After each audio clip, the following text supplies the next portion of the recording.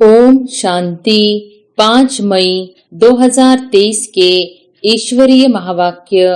पहले एक नजर मुरली के मुख्य पॉइंट पर। बाबा ने कहा, शिव बाबा है पतियों का पति। तुम तो सदा सौभाग्यशाली बनती हो और यह पति भी अमर है, अमरनाथ है ना। तुमको भी अमरनाथ अमरपुरी का मालिक बनाते हैं। सदैव हर्षित मुख रहना है। देवताओं का मुखड़ा सदैव हर्षित रहता है। मनुष्य देखने से ही खुश होते हैं। देवताओं ने वह खुशी कहाँ से लाई? संगम पर बाप ने ऐसा हर्षित मुख खुश मिजाज बनाया था। तुम श्रीमत पर कदम कदम चलते रहो। तुम जो वर्षन सुनते हो वह एक एक वर्षन लाखों रुपयों का है। और फिर बाबा ने कहा, मनुष्यों को समझाना चाहिए कि तुम आत्मा हो, यह तुम्हारा शरीर है। तुम कहते हो पाप आत्मा, पुण्य आत्मा। पाप परमात्मा, पुण्य परमात्मा नहीं कहते हो। इससे सिद्ध है परमात्मा सर्वव्यापी नहीं है। वास्तव में वंडर ऑफ द वर्ल्ड है वैकुंठ, जहाँ सब आत्माएं सदा सुखी रहती हैं।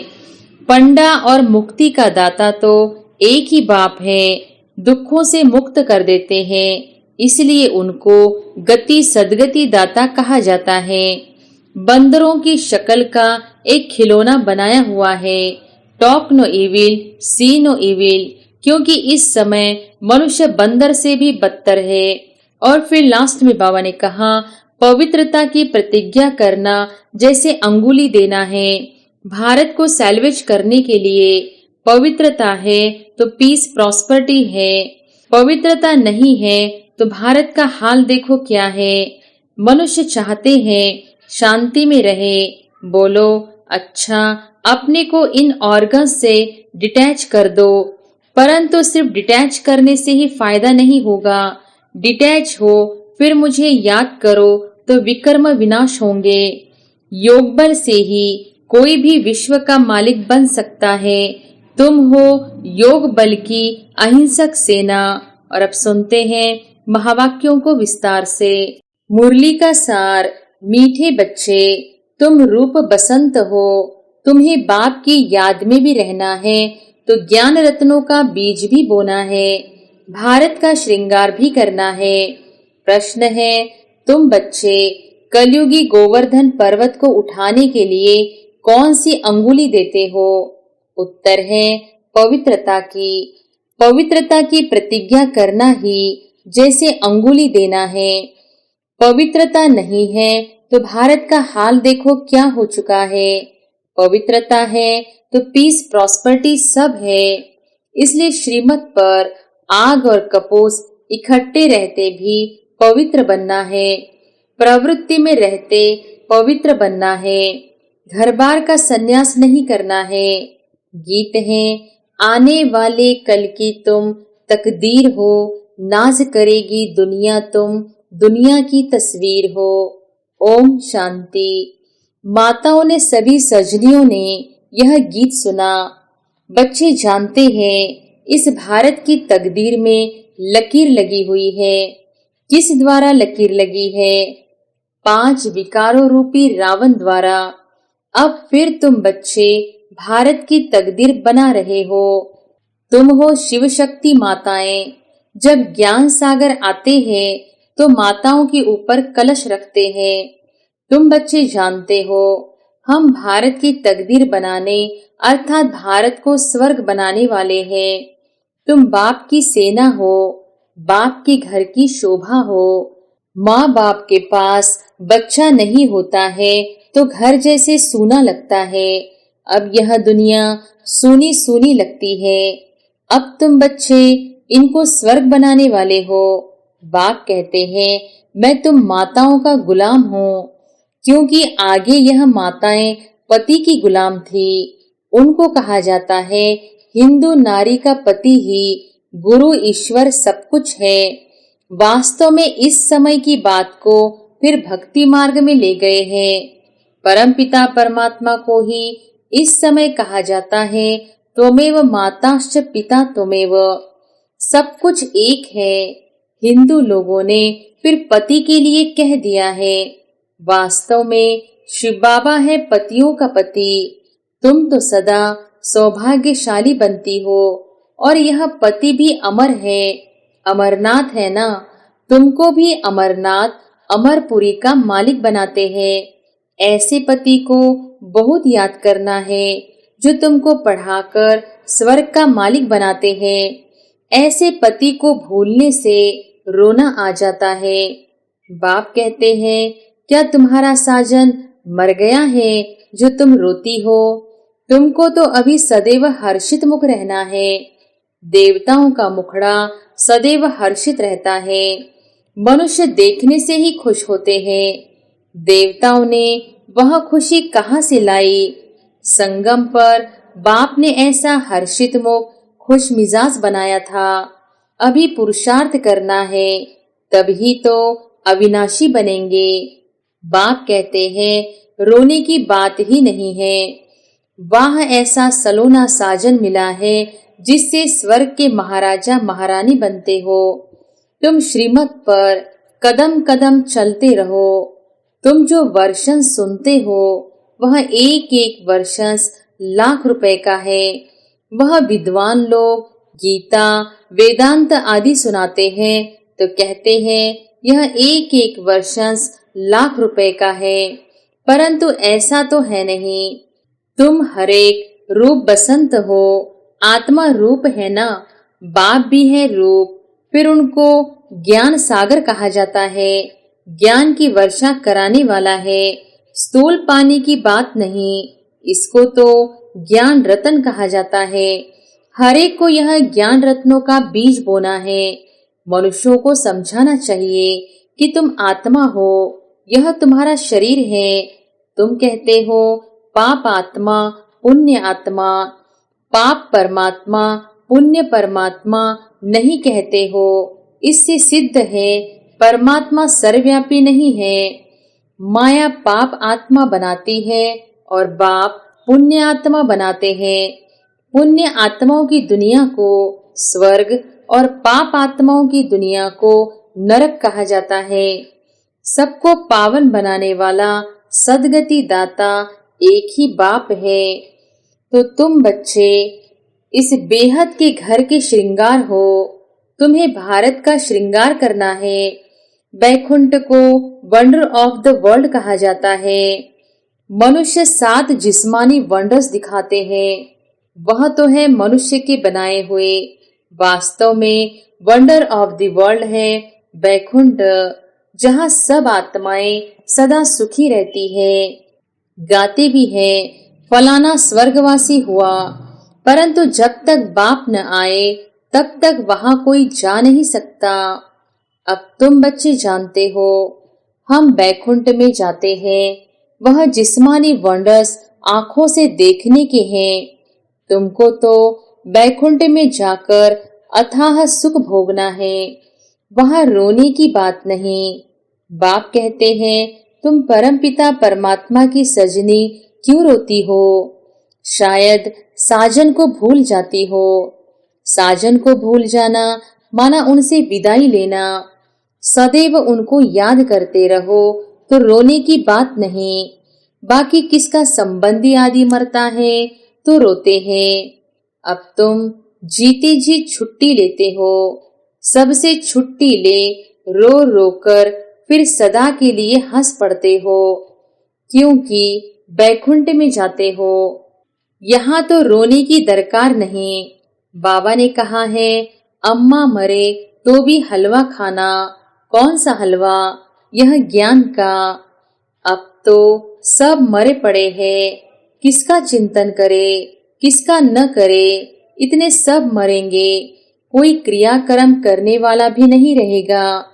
जापान में बम से इतने मरे, फिर किसने क्रियाक्रम किया? क्रियाक्रम करने वाले भी मर जाएंगे। यह तो भक्ति मार्ग की रस्म रिवाज है। सतयुग में ऐसी बातें होती नहीं, वहां तो अथाह सुख है। मोहजित राजा की कहानी भी वहां की है। तुमने जन्म जन्मांतर यह कथा सुनी है। अब बाप कहते हैं, जो कुछ सुना है वह भूल जाओ। अब सब बाप से सुनो।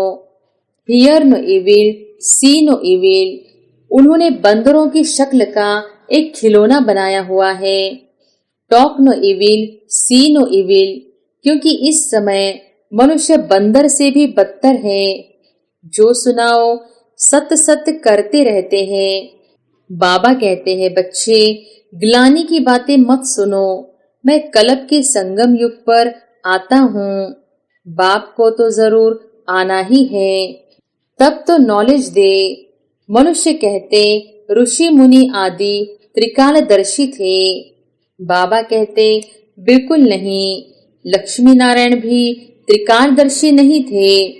त्रिकालदर्शी सिर्फ तुम ब्राह्मण बने हो। तुम्हारा यह 84वां अंतिम जन्म है। ऐसे नहीं, यह ज्ञान के संस्कार दूसरे जन्म में रहेंगे। नहीं, यह प्राय लोप हो जाते हैं। वहां तो राजा स्थापन हो जाती है, तो राज्यों की दरकार नहीं। तो देखो बाबा क्या कहते, मनुष्य क्या कहते हैं। रात और दिन का अंतर है। मनुष्य कहते परमात्मा सर्वव्यापी है, बाप कहते हैं नहीं। मनुष्य कहते हैं कलयुग की आयु अभी 40,000 वर्ष पड़ी है, बाप कहते हैं नहीं। कितने गपोड़े सुनाए, घोर अंधियारा कर दिया है। अब मीठा बाप कहते हैं बहुत मीठा बनो। तुम ईश्वरीय दरबार में ईश्वर के बच्चे हो। तुम्हारा फर्ज है योग लगाना। गोवर्धन पर्वत पर जाएंगे तो वहां अंगुली दिखाई है। पर्वत की कितनी पूजा होती है। भारत जब गोल्डन एज बन जाता है तो उनकी पूजा नहीं होती। तो यह अंगुली है तुम्हारी निशानी। पवित्रता की प्रतिज्ञा करना, जैसे अंगुली देना है भारत को सैल्वेज करने के लिए। पवित्रता है तो पीस प्रॉस्पर्टी भी है। पवित्रता नहीं है तो भारत का हाल देखो क्या है। मेहनत है ना। सन्यासी कहते आए आग और कपूस इकट्ठे रह नहीं सकते। शास्त्रों में ऐसा है, परंतु तुम सन्यासियों को कह सकते हो कि हम कैसे आग कपूस इकट्ठे रहते पवित्र रहते हैं। सन्यासियों को श्रीमत थोड़ी ही मिलती है। हम तो अब बाप की श्रीमत पर चलते हैं। उनको मिलती है शंकराचार्य की मत, यह है शिवाचार्य की मत। तुम शिवाचार्य के बच्चे हो, यह कोई नहीं जानते। कहते हैं परमात्मा ज्ञान का सागर है, तो आचार्य हुआ ना, वह शंकराचार्य है। सन्यासी बहुत शास्त्र पढ़कर टाइटल लेते हैं। श्री कृष्ण आचार्य कभी नहीं कहा जाता है।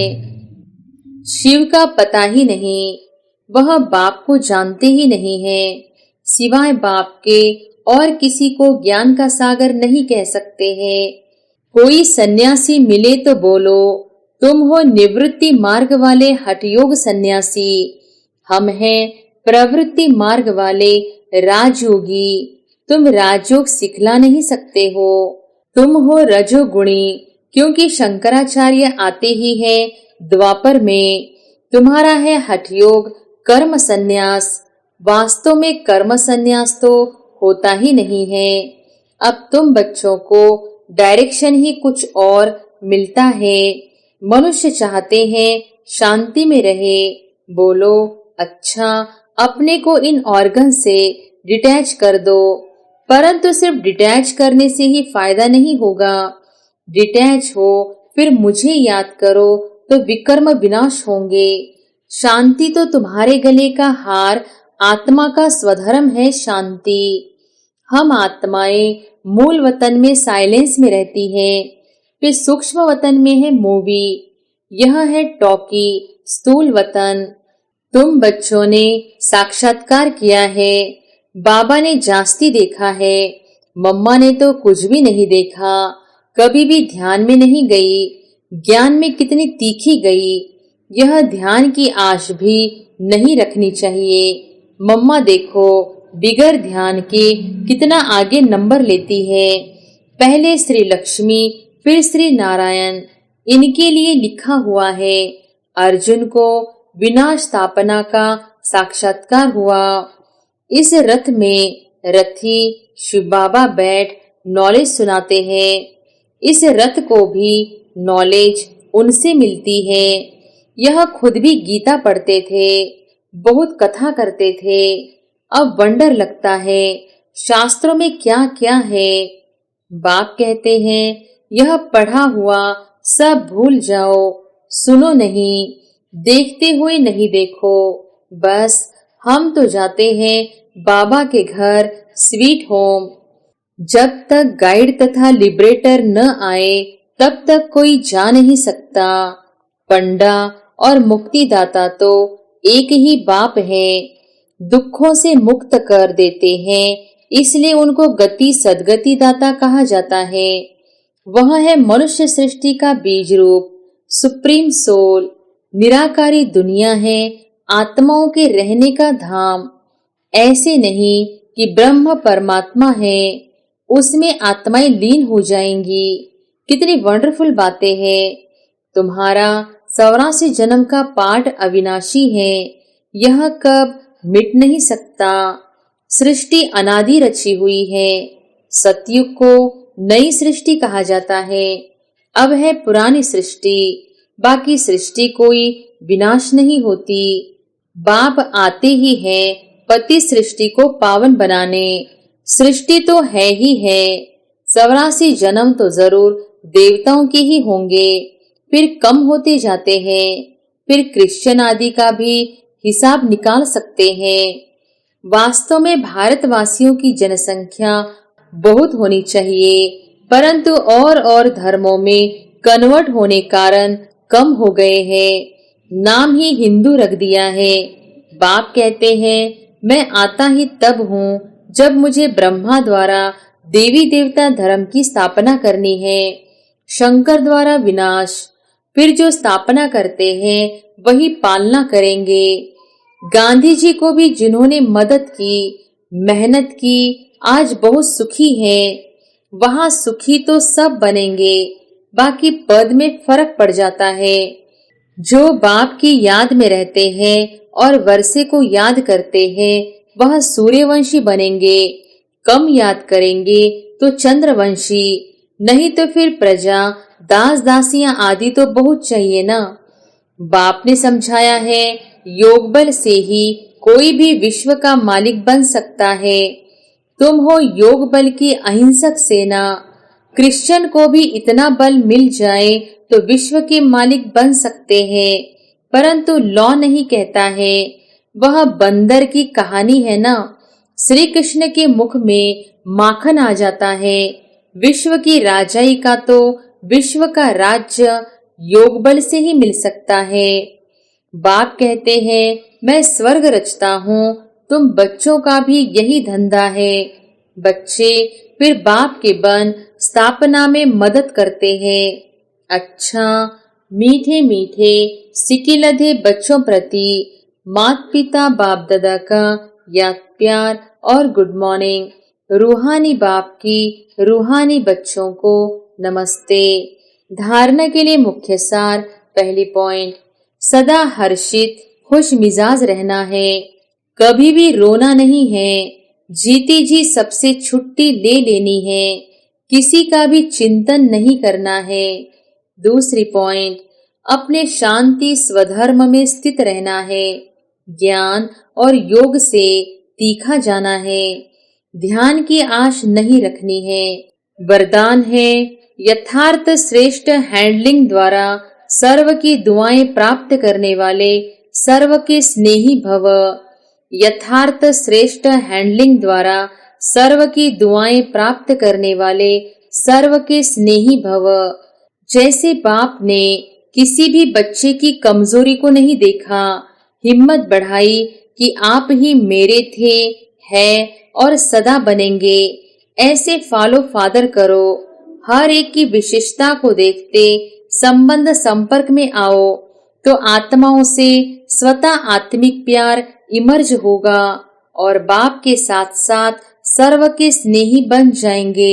जहाँ आत्मिक स्नेह है वहाँ सदा सभी द्वारा सद्भावना, सहयोग की भावना स्वतः ही दुआओं के रूप में प्राप्त होती है। इसको ही रूहानी यथार्थ हैंडलिंग कहा जाता है। स्लोगन है, अपने श्रेष्ठ संकल्पों की एकाग्रता द्वारा अन्य आत्माओं की भटकती हुई बुद्धि को एकाग्र कर देना ही सच्ची सेवा है। अपने श्रेष्ठ संकल्पों की एकाग्रता द्वारा अन्य आत्माओं की भटकती हुई बुद्धि को एकाग्र कर देना ही सच्ची सेवा है। अच्छा, ओम शांति।